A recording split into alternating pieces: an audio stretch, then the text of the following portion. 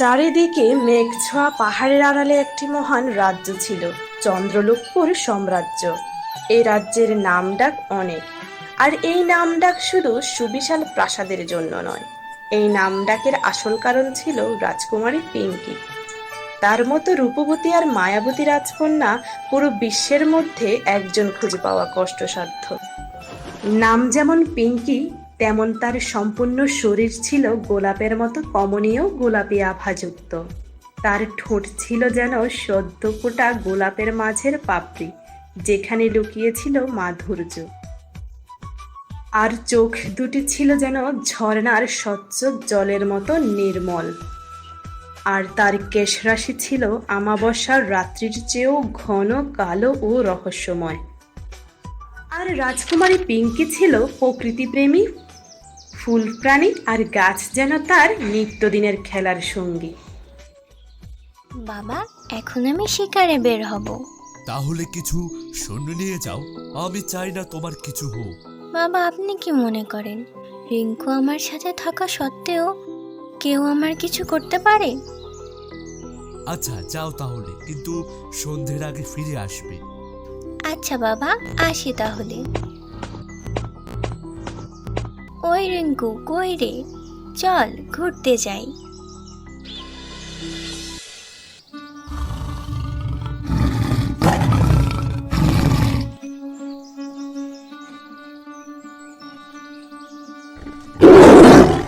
আজকে তোকে জঙ্গলের ভেতর বিশেষ কারোর সাথে দেখা করাবো। হ্যাঁ, রাজকুমারী পিঙ্কির এটা ছিল পোষা বাঘ, যেটা তার অনেক প্রিয় ছিল। কিন্তু প্রাণের চেয়েও প্রিয় জিনিসটা ছিল বনের ভেতর, যেটার জন্য সে প্রতিদিন লুকিয়ে বাঁচিয়ে বনের ভেতর যায়।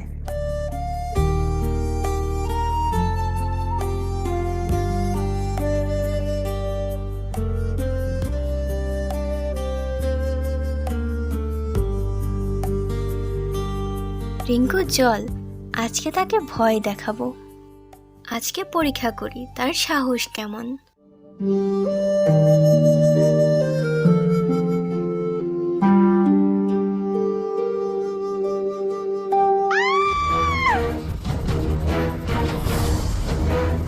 কেউ চিৎকার করছে মনে হয়। কেউ কি বিপদে পড়েছে?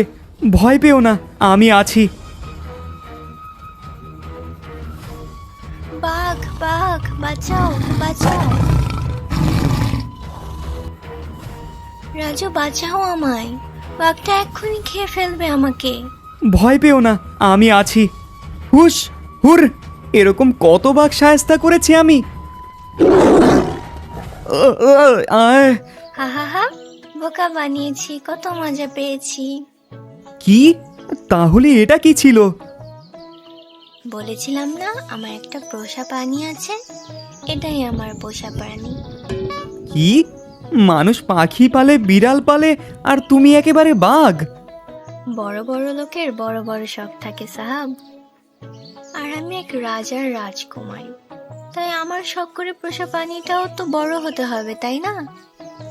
তাহলে নামটা একটু বড় রাখলে কি হতো? বাঘের নাম বিড়ালের মতো রিঙ্কু। হয়েছে, চলো এখন, এত ঝগড়া করা লাগবে না।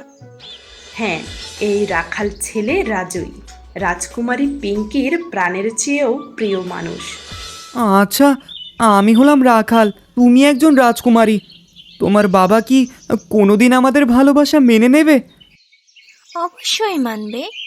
আর না মানলে আমার একটা নিনজা টেকনিক আছে। সেটা আবার কি? দুদিন ভাত না খেয়ে থাকলে বাবা নিজেই আমাদের বিয়ের সানাই বাজাবে। আচ্ছা, আমার বাঁশিতে এমন কি জাদু আছে যে তোমাকে পাগল বানিয়ে দিল? ওটা তো তুমিই জানো, বাঁশি দিয়ে বশীভূত করেছো। তোমার কথা ভাবলেই আমার মনে এমনিতেই বাঁশি বাজে। বাজাও।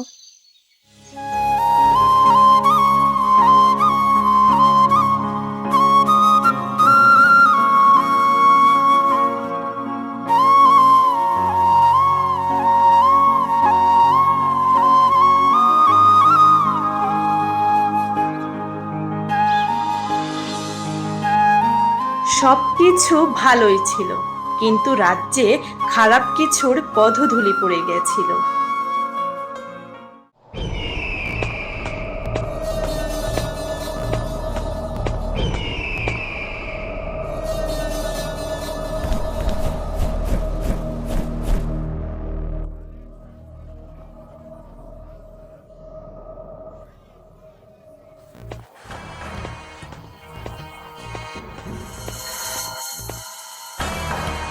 মহারাজ, আপনার সাথে কুন্তাল দেশের রাজা দেখা করতে এসেছে। কুন্তাল দেশ? কোদাল নাম শুনেছি, কিন্তু কুন্তাল এর নাম তো কোনোদিন শুনিনি। কি জানি মহারাজ, আমিও আজকে প্রথম শুনলাম। আচ্ছা, চলো দেখি কি জন্য এসেছে।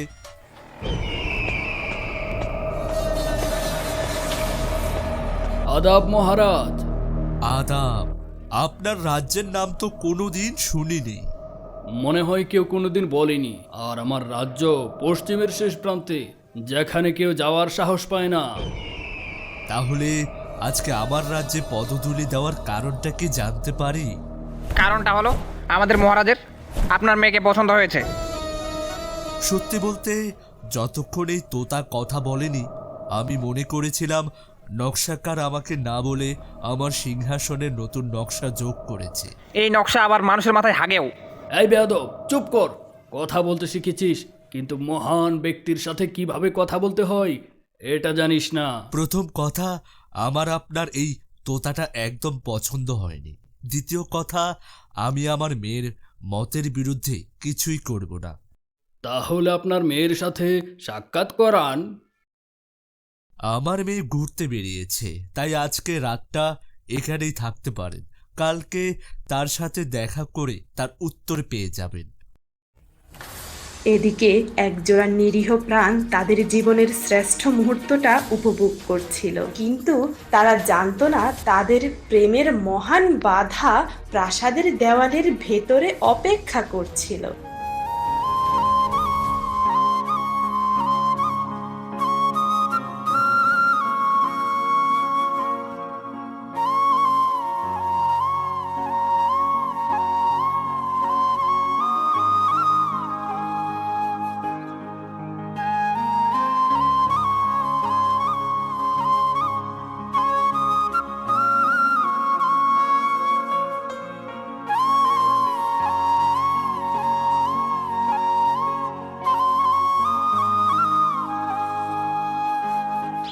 আচ্ছা, আজকে থাকো, কালকে আবার এই সময় আসবো এখানে।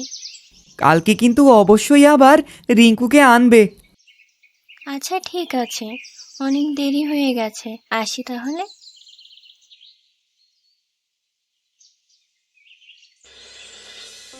মা, আজকে এক সুদর্শন রাজা এসেছিল। কি জন্য বাবা? তোমার বিয়ের প্রস্তাব নিয়ে। আপনি কি বলেছিলেন? কিছু বলিনি, বলেছি তুমি উত্তর দিবে। আমার উত্তর কি তা তো আপনি জানেন, সব সময় না। কিন্তু মা, একদিন তো বিয়ে করতেই হবে। বাবা, আমার আপনাকে একটা কথা বলার ছিল।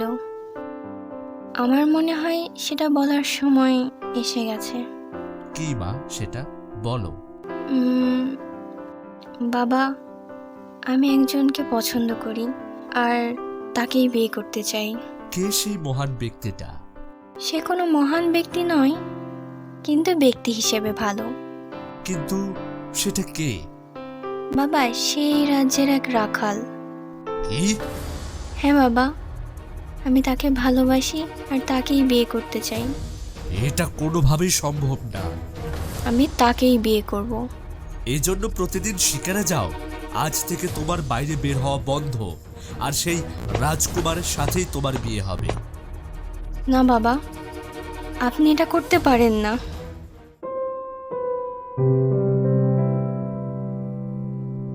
বুয়া, আজকে থেকে পিঙ্কিকে তার ঘরের ভেতরে সবকিছু দিয়ে আসবে, বের হতে যেন না পারে। আচ্ছা ঠিক আছে মহারাজ। আপনার রুমে দেখলাম আপনি নাই। এত রাতে ছাদে কি করছে? আপনার রাজ্যের রাতের হাওয়াটা গায়ে মাখাচ্ছি। জাফর, বিয়ের জন্য প্রস্তুতি নিন।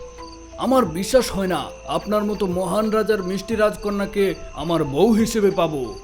কালকে দুপুরে আমি আগে আপনার রাজ্য পরিদর্শনে যাব। অবশ্যই মহারাজ।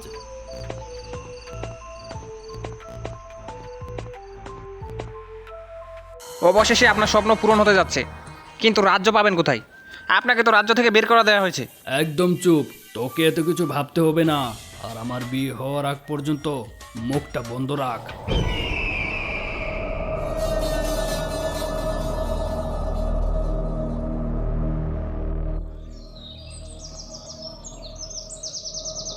মহারাজ, রাজকুমারী পিঙ্কি কালকে থেকে কিচ্ছু খাচ্ছে না। যান, তাকে এখানে ডেকে নিয়ে আসেন। সে একজন রাজকুমারী হয়ে কিভাবে একজন রাখালকে বিয়ে করতে চায়? সে বিয়ে করবে একজন রাজকুমারকে। আচ্ছা, রাজকুমারকে বিয়ে করলে কি হবে? তখন তো রাজকুমার আমার মেয়েকে তার রাজ্যে নিয়ে যাবে, আমার রাজ্যটা ফাঁকা করে। আর সে ছেলেটা বিয়ে করলে সে আমার মেয়েকে নিয়ে আমার রাজ্যে থাকবে। আমি কোনো বড় ভুল করছি না তো? রাজকুমারী পিঙ্কি, আপনার বাবা আপনাকে ভোজনালয়ে ডেকেছেন। গিয়ে বলে দেন আমি খাবো না। তিনি আপনাকে ওখানে যেতে বলেছেন। আপনি যান এখান থেকে, আমাকে একা থাকতে দিন। আচ্ছা ঠিক আছে, কিন্তু পরবর্তীতে তিনি এখানে আসতে পারেন। চল মা, খেয়ে নিস। আমি তোমাদের বিয়েতে রাজি। সত্যি বাবা? হ্যাঁ সত্যি। তুই সেই ছেলেটার সাথে আবার একবার দেখা করাস। আমি এখনই ডেকে পাঠাচ্ছি। আর আপনি পৃথিবীর সবচেয়ে সেরা বাবা।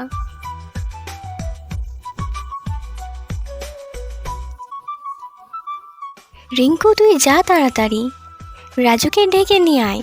আমার বাবা তাকে মেনে নিয়েছে। তাড়াতাড়ি যাবি আর তাড়াতাড়ি তাকে নিয়ে আসবি। মাফ করবেন জাফর, কিন্তু আপনার সাথে সম্বন্ধটা হলো না। কিন্তু কেন মহারাজ? আমার মেয়ে একজনকে পছন্দ করে, তাই মাফ করবেন। কিন্তু আপনি তো আমাকে কথা দিয়েছেন। এই জন্য ক্ষমা চেয়ে নিচ্ছি। ক্ষমা কি সবকিছুর সমাধান? সব সমাধান হয়ে গেছে, আপনি আসতে পারেন। রাজকুমারী ভদ্র তা দেখিয়েছি, তার মানে ভাবেন না আমি ভদ্র। সৈনিক, এদিকে এসো। একটু দাঁড়ান মহারাজ। ওই জিল্লু, কই রে? এবার একটু দেখা দে। আহা।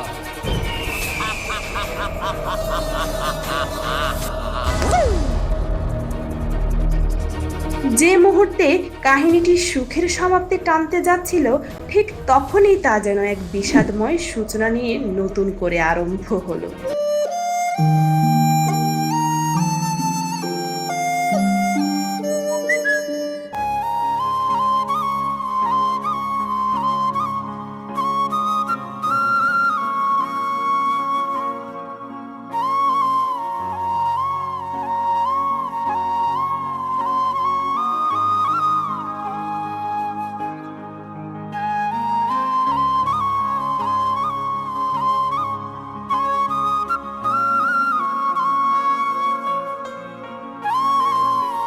ওদিকে যাওয়াটা কি ঠিক হবে?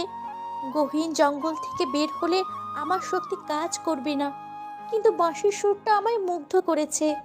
গিয়ে দেখি, যা হবে দেখা যাবে।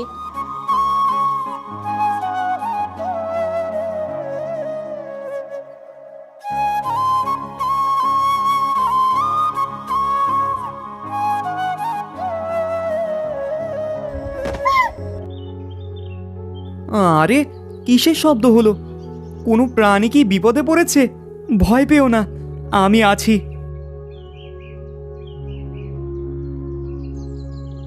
আহারে, বেচারি হরিণটা গর্তে পড়ে গেছে। ভয় পেও না, আমি তোমাকে মুক্ত করব। তোমাকে অনেক অনেক ধন্যবাদ আমার জীবন বাঁচানোর জন্য। আরে, তুমি তো কথা বলতে পারছো। হ্যাঁ, আমি কথা বলতে পারি। এটা তো আশ্চর্যের বিষয়। এর যে আশ্চর্যের বিষয় হলো, এত বড় গর্তের ওপর এভাবে পাতা কি জন্য বিছিয়ে রাখা হয়েছে? এটা কিছু দুষ্টু শিকারীর কাজ, যারা বন্যপ্রাণী ধরার জন্য এভাবে ফাঁদ পেতে রেখেছে। আমি একজনের বাঁশির সুর শুনে মুগ্ধ হয়ে গিয়েছিলাম। তুমি কি জানো সেটা কে বাজাচ্ছিল? সেটা আমিই বাজাচ্ছিলাম। কি সত্যি? তোমার বাঁশির সুরটা আমার অনেক ভালো লেগেছে। তুমি কি আমার জন্য আর একবার বাজাবে? হ্যাঁ, এটা তো আমার সৌভাগ্য। চলো তবে আমার পছন্দের জায়গায়, সেখানে আমার পছন্দের মানুষটাও আসবে। আচ্ছা চলো যাই।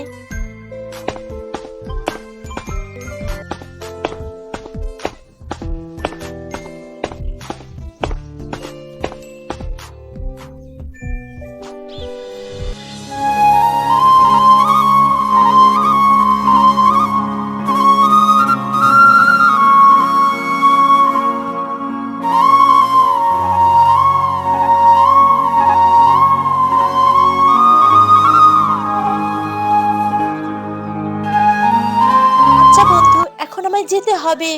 ও আচ্ছা। তুমি প্রতিদিন এভাবে বাঁশি বাজিয়ে শোনালে আমি তোমাকে ধন রত্নে পূর্ণ করে দেব। না না, আমার ধন সম্পদ লাগবে না। কেউ আমার সুর পছন্দ করে, এটাই আমার জন্য অমূল্য। আচ্ছা বন্ধু, তাহলে তোমার যদি কোনো সময় আমার প্রয়োজন হয় তাহলে জঙ্গলের গহীনে বড় ঝর্ণার সামনে বাঁশি বাজাবে, আমি দেখা দেব। আচ্ছা, অবশ্যই জানাবো কোনো দরকার হলে। আচ্ছা, আসি বন্ধু। আচ্ছা বন্ধু।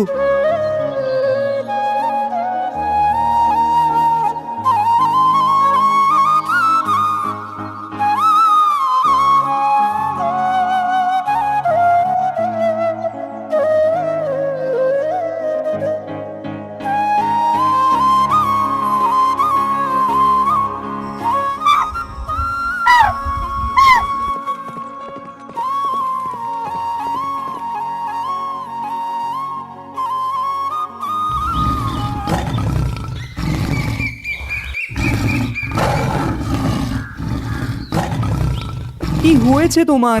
আর পিঙ্কি কোথায়? একটু শান্ত হও। কোনো খবর এনেছো নাকি? কোথাও কি যেতে বলছো? আচ্ছা, তুমি সামনে দিয়ে চলো, আমি তোমাকে অনুসরণ করছি। ওরে বাবা, আজকে এত খুশি কেন? রাজু বাঘের সাথে প্রাসাদের দিকে রওনা দেয়।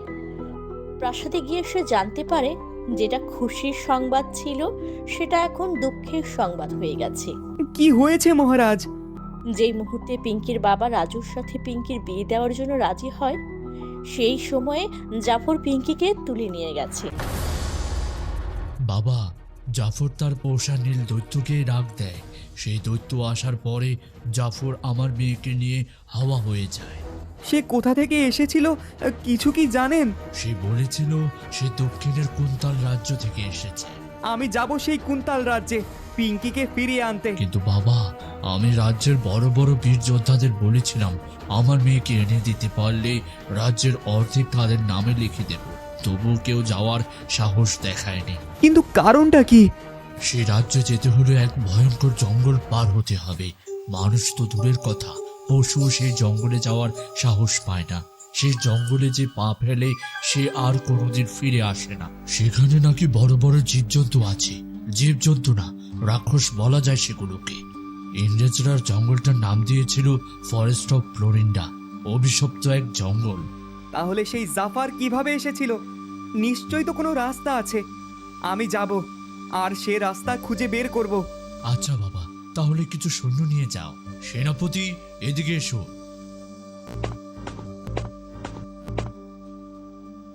কি হুকুম মহারাজ? তুমি রাজুর সাথে যাবে একদল সৈন্য নিয়ে সেই কুন্তল রাজ্যে। কিন্তু কোনো কিন্তু নেই। না মহারাজ, বলতে চেয়েছিলাম এরকম অভিযানে বেশি লোক না নিয়ে দুজনে গেলেই ভালো হতো। হ্যাঁ, তোমার কথাও ঠিক আছে। বেশি লোক হলে খুব আতঙ্ক ছড়াবে। পরে সেনাপ্রধান আর রাজু দুজনে রওনা দেয় কুন্তল রাজ্যের উদ্দেশ্যে। কিন্তু কিছু দূর যেতেই দাঁড়াও, আমার তোমার মতো মরার শখ নাই, আমি যাব না। কিন্তু মহারাজ তো আপনাকে আমার সাথে যেতে বলেছেন। আমি মহারাজের চাকরি ছেড়ে দিলাম। বেঁচে থাকলে যে কোনো জায়গায় অন্য জোগাড় হবেই। আপনি না গেলেও আমি যাব। হ্যাঁ, তুমি তো যাবেই তোমার হবু বউকে বাঁচাতে। না গেলে তো তোমার হবু বউ অন্য কারোর নতুন বউ হয়ে যাবে। যাবে না ঠিক আছে, কিন্তু এইসব ফালতু কথা বলো কেন? এজন্য আর কাউকে নিয়ে আসিনি। এটা গেলে তো মরবেই। আমি মহারাজকে বলবো যে জঙ্গলের কাছে যেতে এক রাক্ষস তাকে ধরে নেয়। আমি বাঁচানোর অনেক চেষ্টা করি, কিন্তু পারিনি। রাজু নিরাশ হতাশ হয়ে বনের ভিতরে গেল। সে যখন আর কোনো রাস্তা খুঁজে পেল না, তখন ডাকতে গেল সেই হরিণটাকে।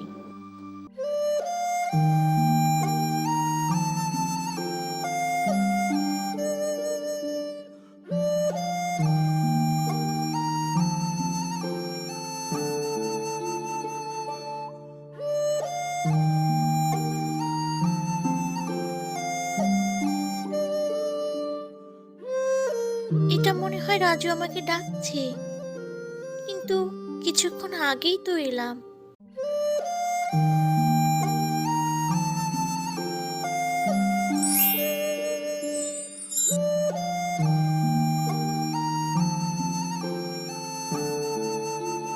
হয়েছে বন্ধু, এত তাড়াতাড়ি আমার কথা মনে পড়লো? বন্ধু, তুমি আমায় একটু সহযোগিতা করবে? হ্যাঁ অবশ্যই, তুমি শুধু বলো।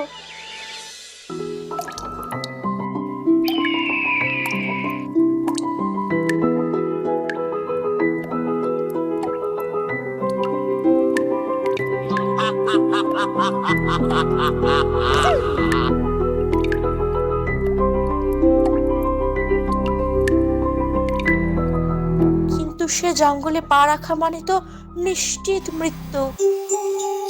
তাহলে কি কোনো রাস্তাই নেই? নেই তো মনে হচ্ছে। ও দাঁড়াও, আমরা আকাশ পথে যেতে পারি, তাহলে বিপদ কম হবে। আকাশপথে? এইটা কিভাবে সম্ভব? আমাদের একটা বড় কাঠামো লাগবে, যেটাতে আমরা দুজন দাঁড়াতে পারি। আমার একটা ছোট ডিঙি আছে, কিন্তু ওইটা উড়বে কিভাবে? ওটা আমি দেখছি, কিভাবে উঠবে না।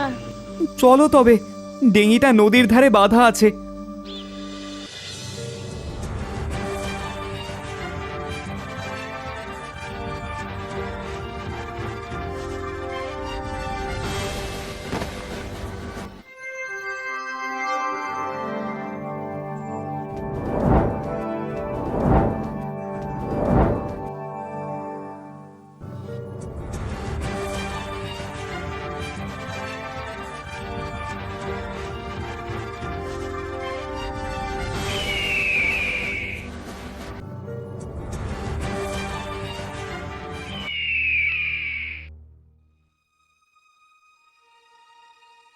তোমার সেই রাখাল প্রেমিককে ভুলে যাও।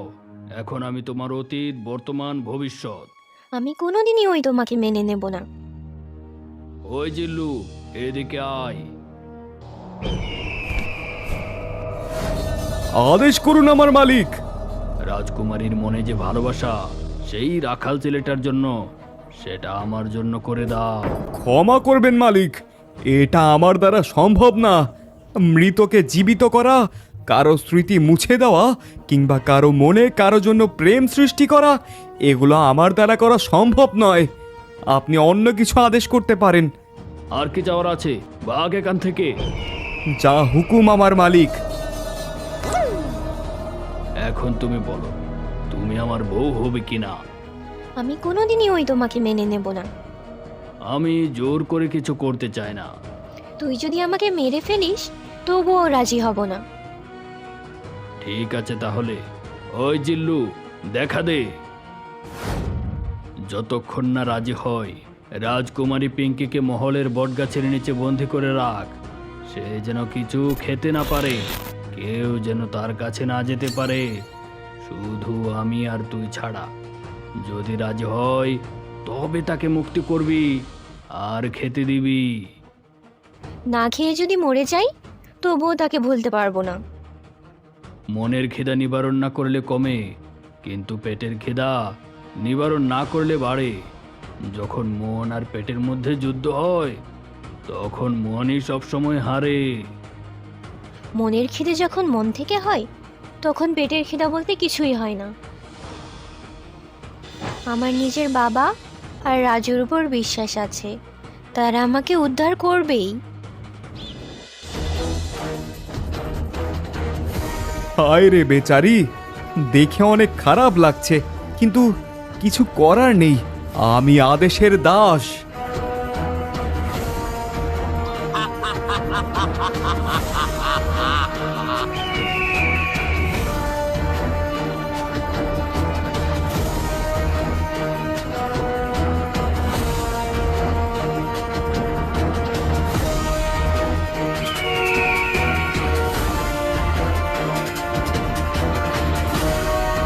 ওরে বাবা, কত সুন্দর জঙ্গলটা!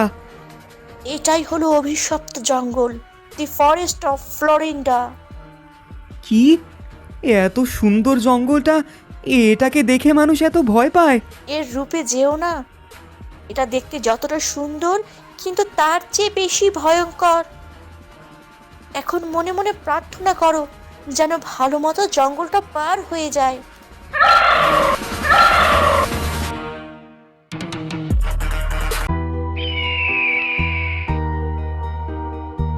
জানি না তুমি কে বা কি, কিন্তু একটু দয়া করবে, এক গ্লাস পানি খাওয়াবে। একজন জিন তার মালিকের আদেশের দাস, চাইলেও দিতে পারবো না, কারণ এটা আমার মালিকের হুকুম। কিন্তু কে তুমি? আর এই জাফর আমার খবর জানলো কোথা থেকে? জাফর এই রাজ্যেরই রাজকুমার ছিল, কিন্তু তার অত্যাচারী ব্যবহার দেখে তাকে তার নিজের বাবার রাজ্য থেকে বের করে দেয়। পরে তিনি যাওয়ার জন্য কোনো রাস্তা না পেয়ে অভিশপ্ত জঙ্গলে যায়, যেখানে এমন কিছু আছে যেটা জিনেদের চেয়েও বেশি শক্তিশালী। পরে সে জঙ্গলে এসে এক গুহায় আশ্রয় নেয়। সেই গুহাতেই বন্দি ছিলাম আমি এক প্রদীপে।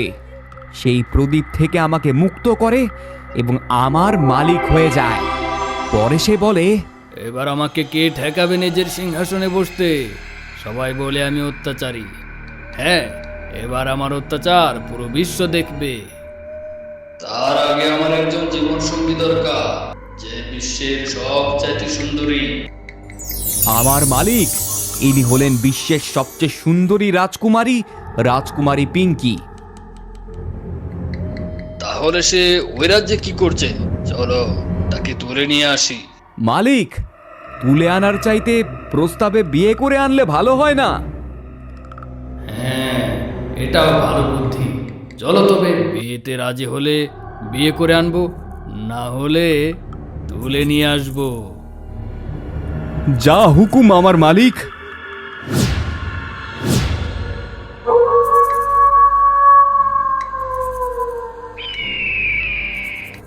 পরে আমরা আপনার রাজ্যে আসি, আর কেউ যেন আমার রূপ না দেখতে পারে, এজন্য আমি তোতা পাখির রূপ নিয়ে যাই আপনার রাজ্যে। পরে আপনি বিয়েতে রাজি না হওয়ায়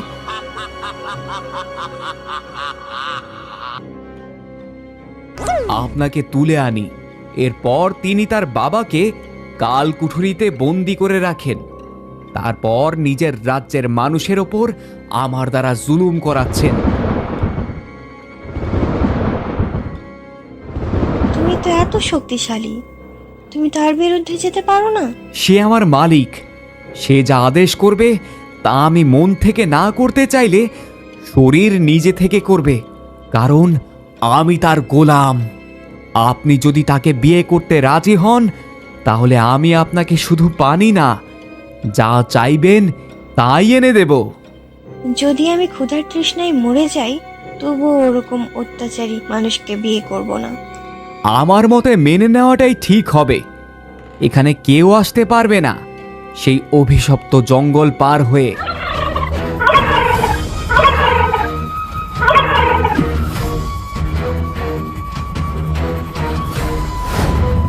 আজকে মনে হয় এটার পেটে যেতেই হবে।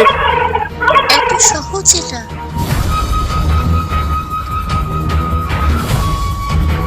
সে আর এদিকে আসছে না কেন?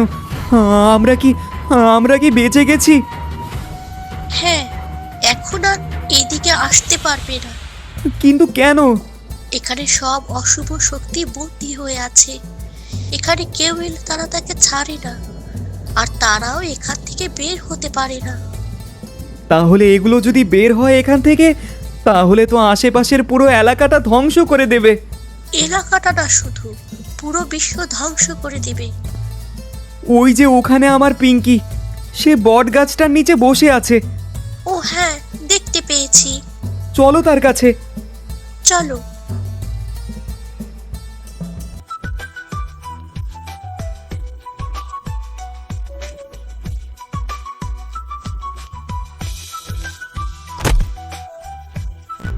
পিঙ্কি! রাজু! কোথায় যাচ্ছ? দয়া করে তাকে কিছু করো না, শুধু একবার তার কাছে যেতে দাও। মাফ করবেন, আমাকে হুকুম দেওয়া হয়েছে আপনি যতক্ষণ রাজি না হবেন ততক্ষণ আপনাকে বন্দি করে রাখতে। তাহলে রাজি হলে যেতে দেবে? অবশ্যই তখন আপনি মুক্ত। হ্যাঁ, যাও। তাহলে আমি বিয়ের জন্য রাজি। না! কোথায় যাও?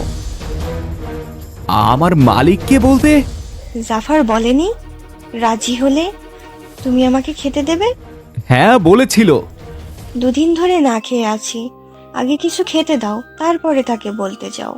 ঠিক আছে তাহলে, এক নিমেষেই আনছি। না, জাদু দিয়ে আনা খাবার না, তুমি রান্না করে এনে দাও। জো হুকুম মালিকিন। তুমি দুদিন না খেয়েছিলে, তাহলে আগেই রাজি হয়ে যেতে। দুদিন কি মরে গেলেও রাজি হতাম? তুমি এগুলো কোথায় নিয়ে যাচ্ছ? মালিক, মালকিনের জন্য নিয়ে যাচ্ছি। কোন মালকিন? রাজকুমারী পিঙ্কি, উনি রাজি হয়ে গেছে। কি? চলো তাহলে তাড়াতাড়ি।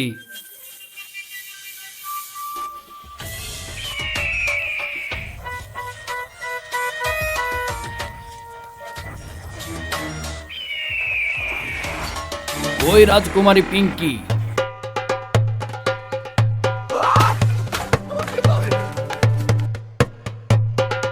ওই রাজকুমারী পিঙ্কি, মালিক, এখানেই তো ছিলেন। তুমি তাকে মুক্ত করেছিলে কেন? আপনি তো বলেছিলেন সে রাজি হলে মুক্ত করব, আর তাকে তারপরে খেতে দেব। আরে তাহলে আগে আমাকে ডেকে আনতে। মালিক, এটা যদি আপনি আগে বলতেন অবশ্যই করতাম। চুপ বেয়াদব, তার কাছে নিয়ে চল। যা হুকুম আমার মালিক।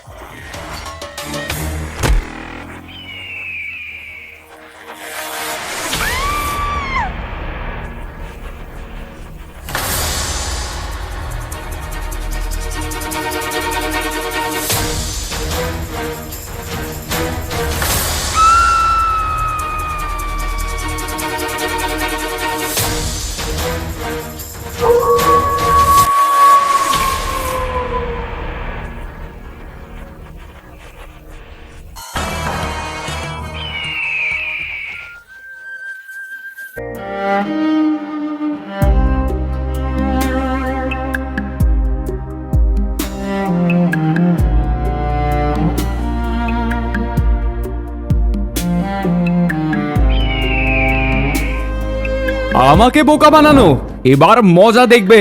যা, এখান থেকে যা, যা। ওরকম কি করছো? ওটার গলা নামিয়ে দাও। কিন্তু মালিক।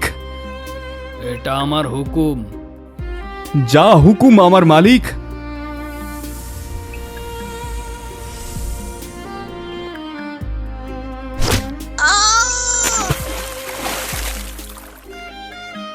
না, জাফর! জিল্লু, প্রথমে ছেলেটিকে মারবি, তারপরে রাজকুমারীকে আমার গোপন প্রাসাদে বন্দি করে রাখবি। আমি অবশ্যই ফিরে আসব, এটা আমার হুকুম। না, তুমি এটা করতে পারো না। আমার মালিক হুকুম দিলে আমি সব করতে পারি।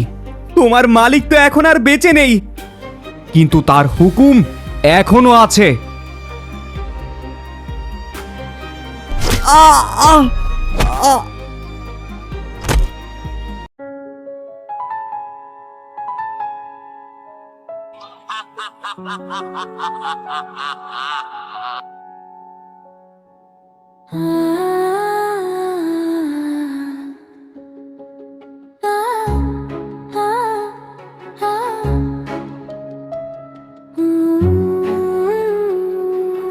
এরপরে দিন যায়, বছর যায়, রাজার রাজ্য ধূলিসাৎ হয়ে যায় এবং সেই ধূলিকণা দিয়ে গঠিত হয় আধুনিক যুগ।